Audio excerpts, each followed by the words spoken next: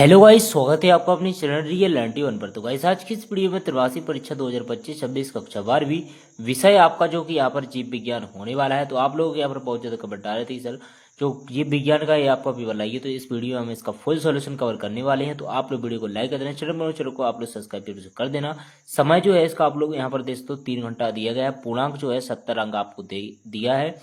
इसमें हमारे निर्देश दिए गए सभी प्रश्न आपको हल करना अनिवार्य, ठीक है। 1 से 5 तक बस में प्रश्न रहेंगे जिनका आपको 28 अंक दिया जाएगा, ठीक है। तो यहाँ पर आप दोस्तों ये जो है हमारे प्रश्न नंबर 1 से लेकर 20 तक के सभी क्वेश्चन यहाँ पर आंसर सहित कवर करने वाले हैं। तो यहाँ पर हमारा पहला प्रश्न पूछा गया है, सही विकल्प चुनकर लिखिए। सो ये आपके कितने अंक के? 6 अंक के।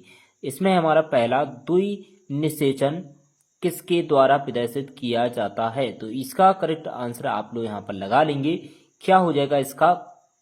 सवाल सॉरी यहाँ पर आप लोग इसका करेक्ट आंसर यहाँ पर लगाएंगे सी, यानी कि आवृत्त वीसी। इसके बाद हमारा जायांग का वह भाग जो पराग कण ग्रहण करता है वो कहलाता है।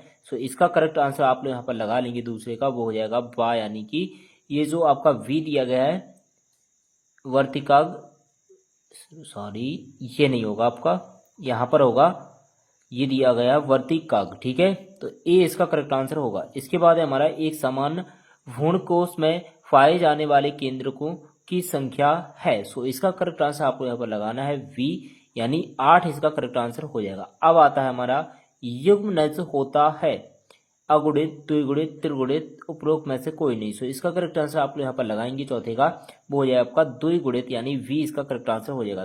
ध्रुवीय काय का निर्माण होता है अंडजनन से, शुक्रजनन से, निषेचन से और शुक्र कार्यांतरण में। इसका करेक्ट आंसर आपको यहाँ पर लगाना है। तो 5वें करेक्ट आंसर आपका हो जाएगा अंडजनन में। इसके बाद है आपका मनुष्य में भ्रूणीय झिल्लियों की संख्या होती है। सो इसका करेक्ट आंसर आपको यहाँ पर लगाना है 4। इसके बाद है हमारा प्रश्न नंबर दूसरा, रिक्त स्थानों की पूर्ति कीजिए। सो ये जो है हमारे 6 अंक के परीक्षा में पूछे जाएंगे। सो इसमें पहला पूछा गया सत्फल का परिभेदन डॉट डॉट से होता है। सो यहाँ पर जो इसका करेक्ट आंसर आप लोग यहाँ पर लगाएंगे वो हो जाएगा आपका एमनियोसेंटेस, ठीक है। तो यहाँ पर मैं इसका सॉल्यूशन जो कि आपको नोटबुक पर यहाँ पर बता देता हूँ, तो आपको आसानी से समझ में आ जाएगा, ठीक है। पहले में लिखेंगे हम एमनियोसेंटोसिस, ठीक है। ये हमारा पहले का आंसर है। इसके बाद हमारा दूसरा, इसमें पूछा गया भ्रूणपोष अवध पीजियों में डॉट डॉट गुणित होता है। तो दूसरे का करेक्ट आंसर आप लोग यहाँ पर लगाएंगे, वो हो जाएगा आपका जाइगोट इंट्रा फैलोपियन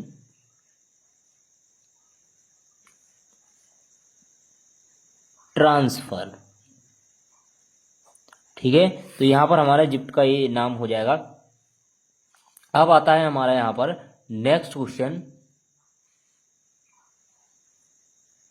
ये जो आपके आंसर है ये इसका आपका रॉन्ग है, ठीक है। जो आंसर होगा इसका यहाँ पर मैं बताऊंगा आपको फिर से। सत्फल का परिभेदन डॉट डॉट से होता है, तो इसका लगाएंगे आप लोग केवल अंडाशय।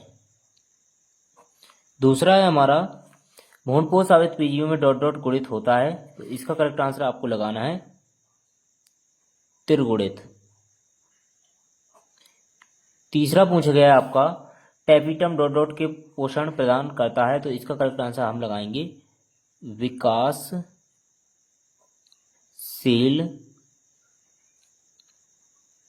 पराग कणों को। इसके बाद हमारा चौथे नंबर का मादा के बाह्य जननांग को डॉट डॉट कहते हैं, तो इसका करेक्ट आंसर आप लगाएंगे योनि या वल्वा। अब हमारा 5वां नंबर का मानव में डॉट डॉट डिसीजन होता है, तो यहाँ पर हो जाएगा आपका आंतरिक। 6वां है हमारा मानव जनसंख्या का जनसांख्यिकी अध्ययन डॉट डॉट कहलाता है, तो इसका करेक्ट आंसर आप लगाएंगे डेमोग्राफी, ठीक है। ये आपका यहाँ पर करेक्ट आंसर हो जाएगा। ये जो ऊपर आपका हो गया है इसके लिए यहाँ पर सॉरी। इसके बाद आपका यहाँ पर आता है नेक्स्ट क्वेश्चन, प्रश्न नंबर तीसरा, सत्य असत्य चुनिए। तो ये हमारे हैं जो 6 अंक के दिए गए हैं। कितने अंक के? 6 अंक के। तो चलिए इनको फटाफट यहाँ पर कर लेते हैं। गर्भाशय में डॉट डॉट में अफरा भ्रूण को पोषण प्रदान करता है। सो इसका करेक्ट आंसर लगाएंगे सत्य। इसके बाद प्रोजेस्टेरोन हार्मोन गर्भ निरोधक गोलियों में उपस्थित होता है, तो इसका आप लोग लगाएंगे सत्य। इसके बाद मनुष्य में लिंग निर्धारण के लिए वायुगुणसूत्र उत्तरदायी होता है, तो यह सत्य हो जाएगा। ठीक है, पहला सत्य, दूसरा सत्य, तीसरा सत्य। इसके बाद जीन विनिमय की क्रिया फैक्टिन अवस्था में होती है, सो ये भी आपका सत्य हो जाएगा। इसके बाद परिस्थितिकी तंत्र में ऊर्जा का प्रवाह एक दिशीय होता है, ये भी सत्य हो जाएगा। इसके बाद आपका परिस्थितिकी तंत्र शब्द का सबसे पहले प्रयोग वैज्ञानिक मेंडल ने किया, सो ये भी आपका यहाँ पर जो है असत्य हो जाएगा। ठीक है, तो आपके बाकी ऊपर के सभी सत्य हैं और लास्ट वाला आपका असत्य है, तो यहाँ पर ये कंप्लीट हो गया हमारा। अब आता है हमारा नेक्स्ट क्वेश्चन, देख लेते हैं यहाँ पर। तो अगला प्रश्न आपका दिया गया है, सही जोड़ी बनाइए, जो कि आपकी दी गई है 5 अंक की। ठीक है, तो 5 अंक की आपकी आने वाली है, तो इसमें हमारा खंड आ और खंड बा दिया गया है। पहला है इसमें हमारा टर्नर सिंड्रोम, तो जो आपका पहला है यहाँ पर, इसका करेक्ट आंसर लगाएंगे आप लोग ई वाले से। ठीक है, पहले को मिलाएंगे ई वाले से। इसका 2n-1, सो इसका करेक्ट आंसर आप लोग लगाएंगे डी मोनोसोमी। गामा किरण जो है आपका यहाँ पर तीसरे का करेक्ट आंसर लगाएंगे उत्परिवर्तन। सर्वमान्य रक्तदाता, तो इसका करेक्ट आंसर हो जाएगा आपका 0। इसके बाद 10% का नियम जो है आपका, ये हो जाएगा आपका ऊर्जा प्रवाह। ठीक है, तो यहाँ पर हमारी सही जोड़ी कंप्लीट हो जाती है। अब आता है हमारा प्रश्न नंबर 5, एक शब्द यानी एक वाक्य में आपको उत्तर देना है। तो इसमें आपका पूछा गर्भावस्था में अनुवांशिक विकारों का पता लगाने की विधि का नाम। तो इसमें आपका यहाँ पर जो होगा वो होगा इसका आंसर, यहाँ पर पहले का आंसर होगा आपका एमनियोसेंटोसिस।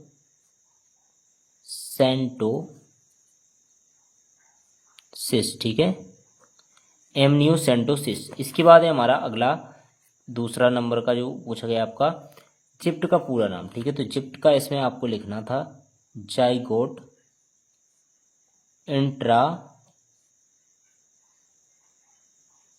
Fallopian transfer. ठीक है, ये आपका इसका आंसर हो जाएगा। इसके बाद हमारा तीसरा पारिस्थितिकी तंत्र की मूल इकाई का नाम। सो तीसरे का करेक्ट आंसर यहाँ पर लिखेंगे आप लोग उत्पादक। चौथा है एक प्राथमिक उपभोक्ता का नाम लिखिए, सो इसमें लिखेंगे हम हिरण, या आप लोग लिख सकते हो इसमें खरगोश। पांचवा है हमारा सबसे बड़े पारिस्थितिकी तंत्र का नाम लिखिए। सो पांचवें में करेक्ट आंसर आप लोग यहाँ पर लगाएंगे जीव मंडल।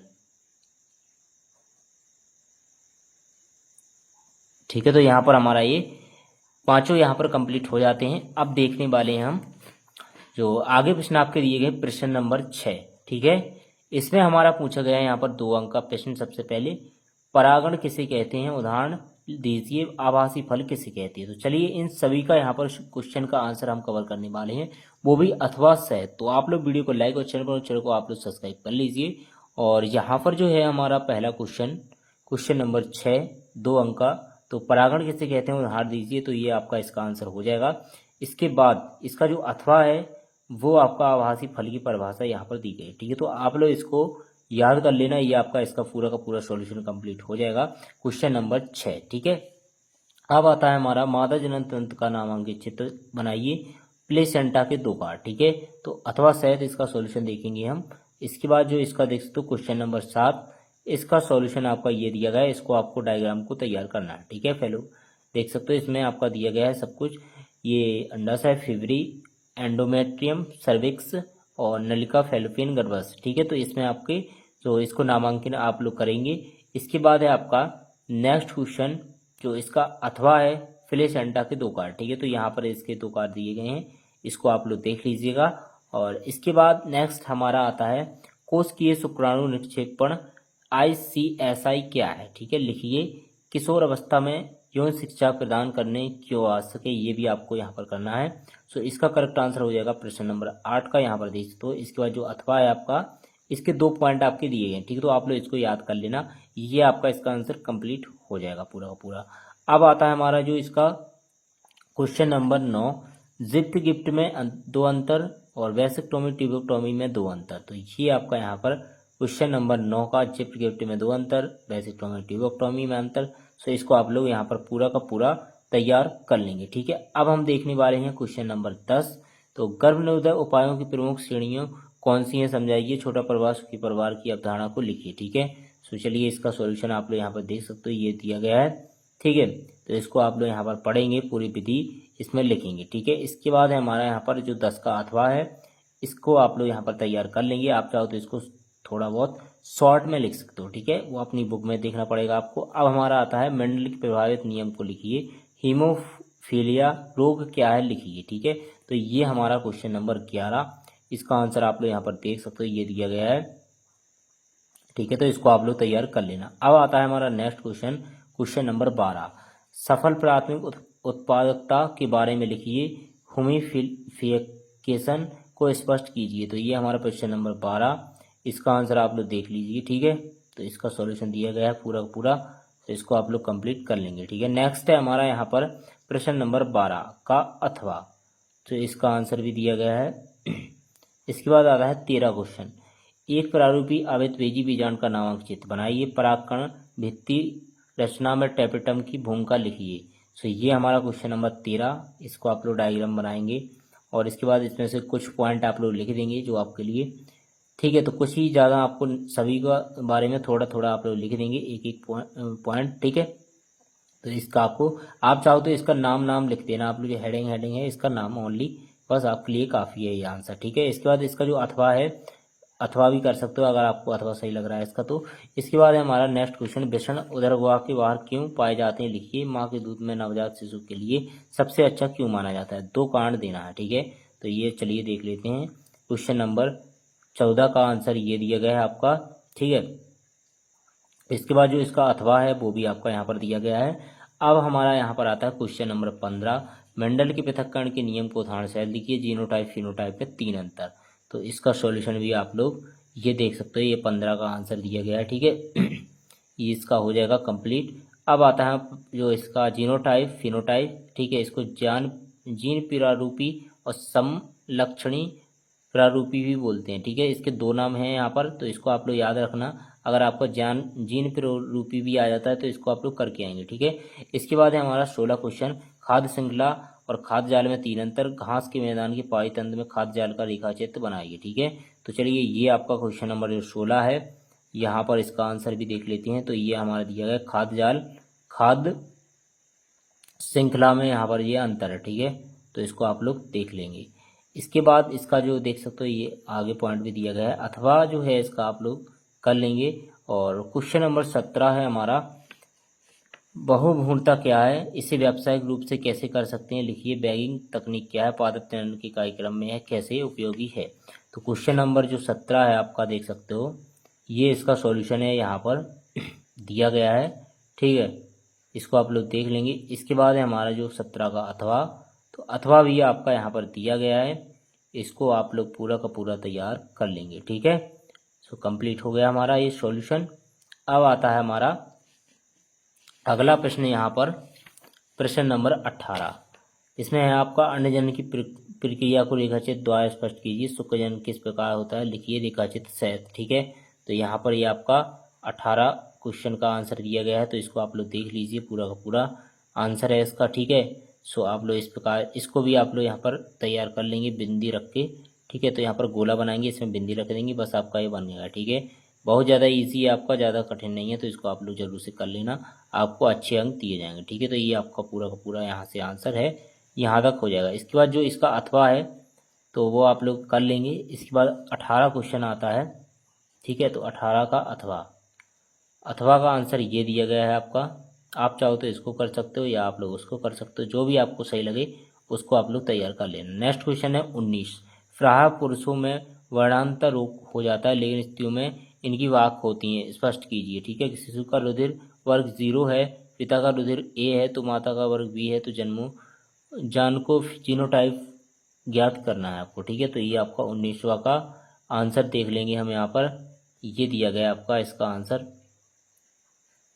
ठीक है, तो इसको आप लोग देख लेंगे पूरा का पूरा, ये आपका 19 का उत्तर है। ठीक है, नेक्स्ट है हमारा 19 का अथवा, तो अथवा ये आपका दिया गया है, तो इसको आप लोग कर लेंगे, ये पूरा का पूरा यहाँ से कंप्लीट हो जाएगा आपका। ठीक है, अब आता है हमारा यहाँ पर नेक्स्ट क्वेश्चन नंबर जो लास्ट है आपका, पारिस्थितिकी तंत्र में ऊर्जा का प्रवाह ऊष्मागतिकी के दूसरे नियम का पालन करते हुए इस कथन को स्पष्ट कीजिए। पारिस्थितिकी पिरामिड को स्पष्ट करते हुए इसकी विभिन्न प्रकारों को उदाहरण सहित लिखिए। तो ये हमारा 20 का उत्तर हो जाएगा, देख सकते हो आप लोग। ठीक है, तो यहाँ से कंप्लीट करेंगे आप लोग पूरा का पूरा यहाँ तक। इसके बाद है हमारा यहाँ पर 20 का अथवा।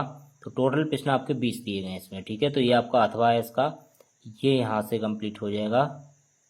ये आपका थोड़ा बड़ा है तो इसको आप लोग छोड़ देना, या तो ऊपर वाला कर लेना इसका। ठीक है, ये वाला बहुत ज़्यादा इजी है आपका।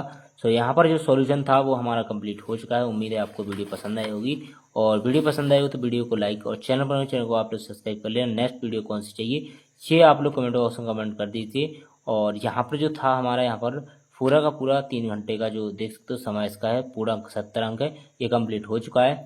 मिलते हैं नेक्स्ट वीडियो के साथ दोस्तों, तब तक के बाय बाय, जय हिंद दोस्तों।